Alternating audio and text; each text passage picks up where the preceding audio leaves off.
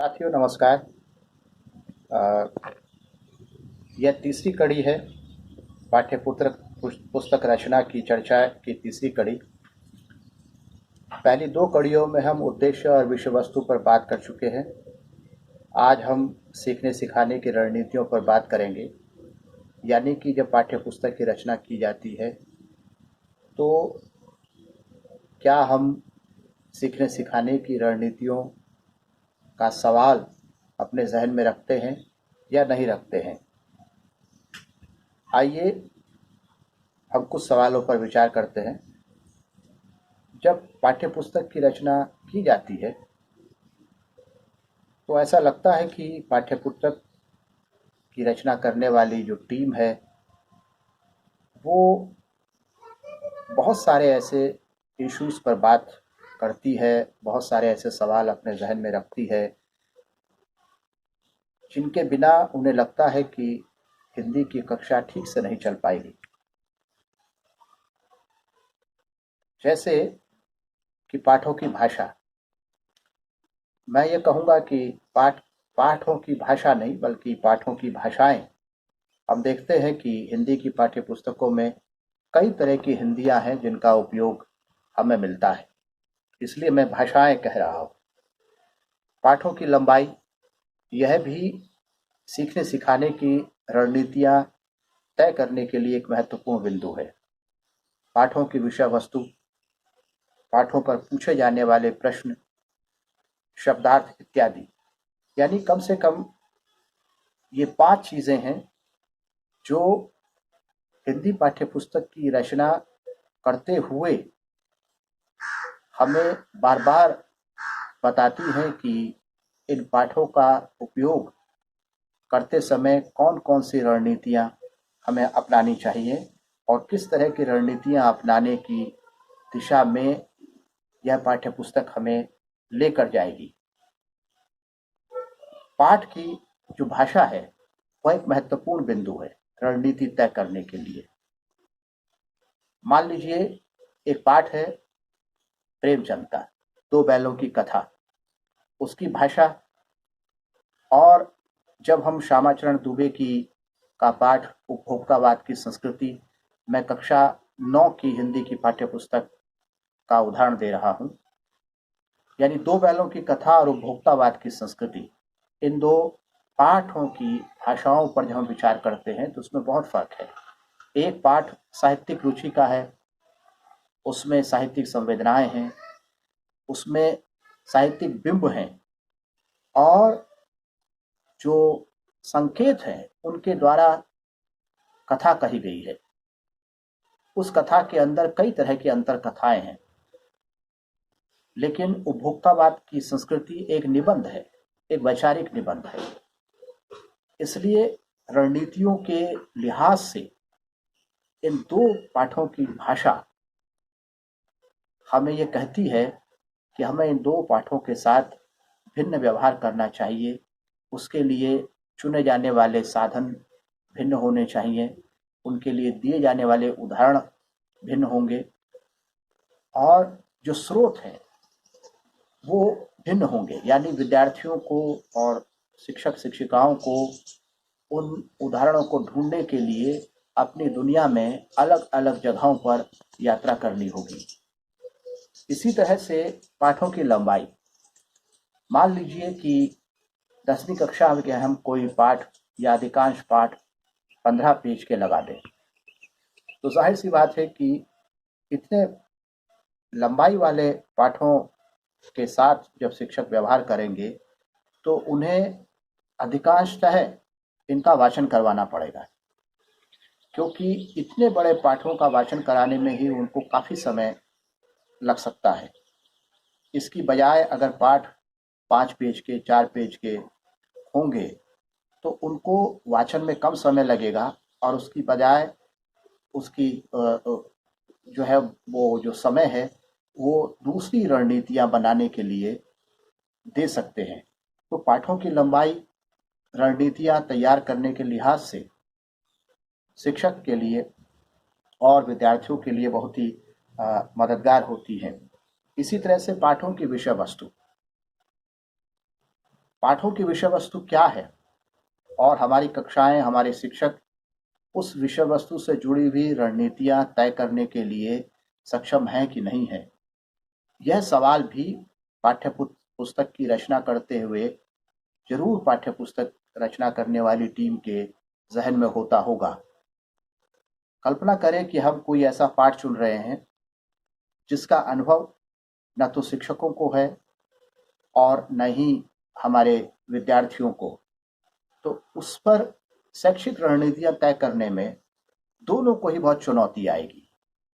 कल्पना कीजिए कि हम अपनी हिंदी की पाठ्य पुस्तकों में सारे पाठ ऐसे चुन लें जिसके बिंब, जिनकी कथानक, जिनके पात्र, जिनकी घटनाएं, जिनका देश काल भारत के संदर्भों से बिल्कुल अलग है, सर्वथा अलग है।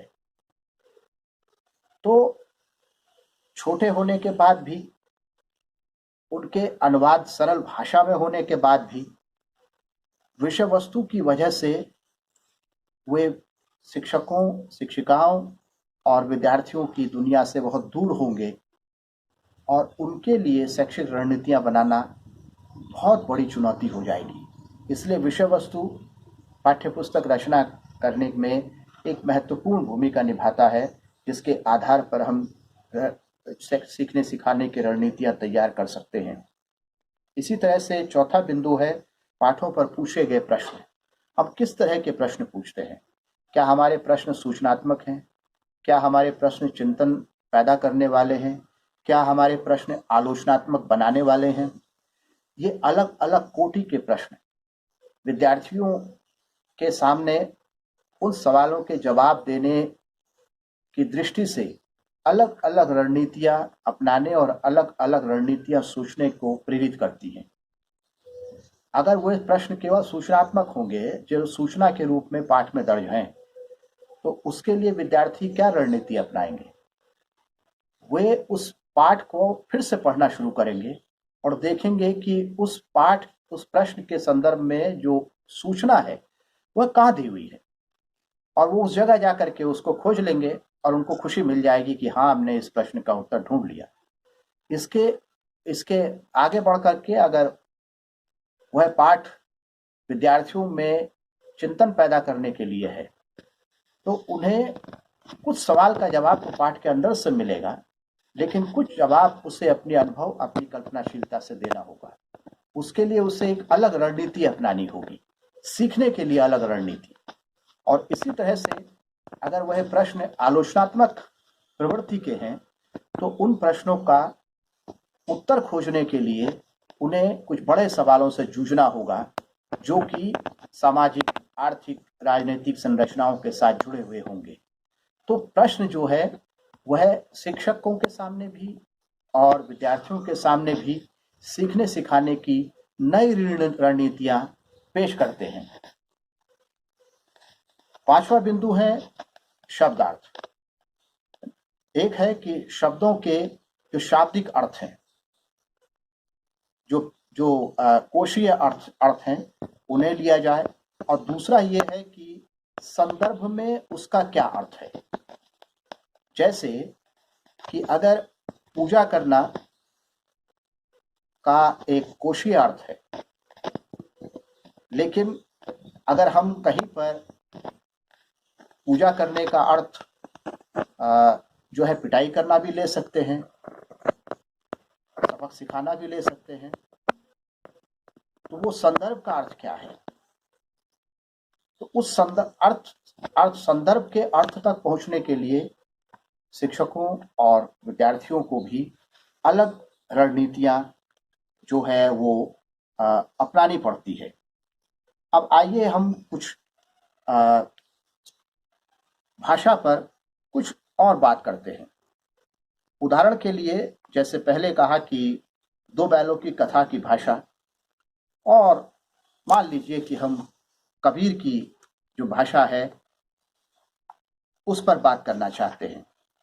तो कबीर जिस समय की हिंदी लिख रहे हैं और प्रेमचंद जिस समय की हिंदी लिख रहे हैं, उन दोनों में काल का अंतराल है, हिंदी की जो अलग मिजाज है उसका अंतराल है। जैसे कबीर की जो साखियां हैं उसमें एक पंक्ति है, ऊंचे कुल का जन्मिया जे करनी ऊंच न होई। अब इसमें जो कई शब्द हैं, जन्मिया, जे, करनी, ऊंच, होई, ये एक खास हिंदी है। और इस हिंदी को समझने के लिए जो रणनीति बनाने की जरूरत पड़ेगी वह प्रेमचंद की जो भाषा है उसके लिए बनाई जाने वाली रणनीति से अलग होगी। हमें उनके लिए जो स्रोत चुनने होंगे रणनीतियों को पुख्ता करने के लिए, वो बिल्कुल अलग होंगे। ये रही भाषा की बात। पाठों की लंबाई के बारे में मैंने आपसे पहले बात कर ली थी।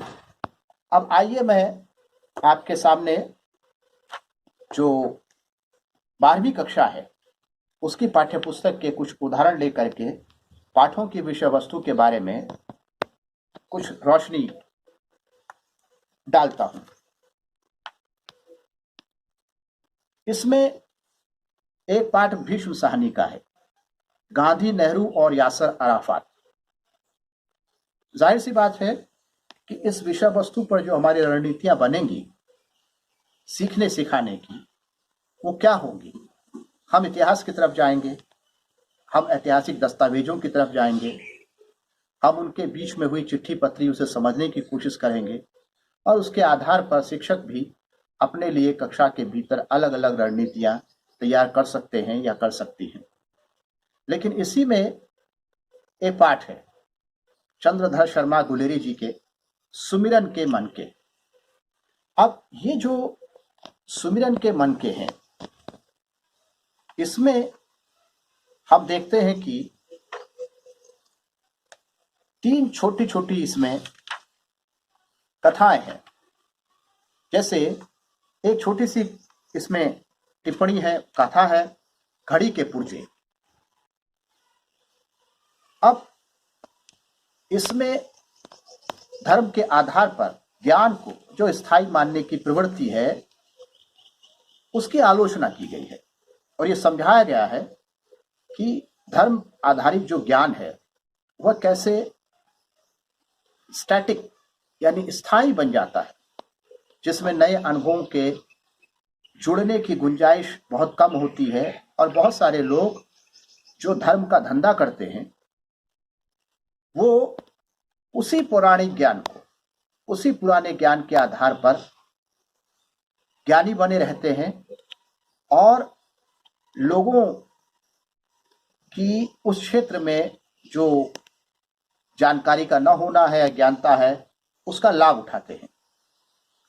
अब इस बात को समझने के लिए हमें विद्यार्थियों के जीवन के बहुत सारे अनुभव काम आ सकते हैं, अखबारों की बहुत सारी रिपोर्टिंग्स काम आ सकती है जो अंधविश्वास से जुड़ी हुई रोज छपती रहती हैं।